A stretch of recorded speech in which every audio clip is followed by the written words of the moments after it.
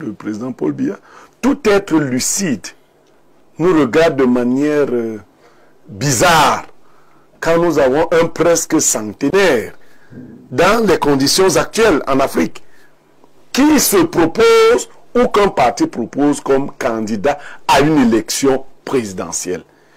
Nous donnons l'impression d'être une nation attardée mentalement, qui n'a pu rien créer. Le RDPC même donne l'impression d'être un parti qui n'a pas pu se régénérer. Parfois ici, j'aime les allégories.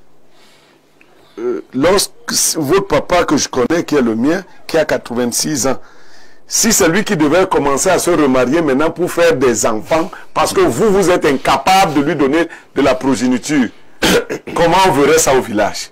Vous seriez des enfants de la honte. Heureusement que vous avez donné de la progéniture à votre papa. Je veux dire que le RDPC fait honte s'il n'a pas pu donner de la progéniture. Qu'est-ce que les Saint-Éloi Bidou sont allés faire dans cette affaire-là? Qu'est-ce que c'est que ce parti qui a été monolithique, absolutiste, qui a fabriqué un seul homme qui peut être chef d'État? Je crois que Ahidjo se retourne très mal dans sa tombe.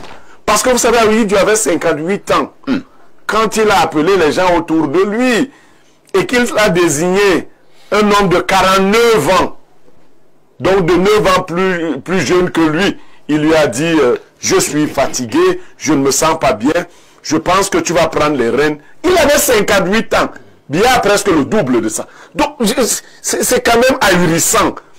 Qu'il nous libère, on ne sera plus dans...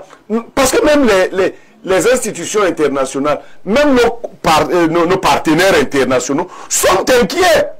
Même, je dis, aller à tous les niveaux. Je reçois des messages sur des banquiers qui posent des...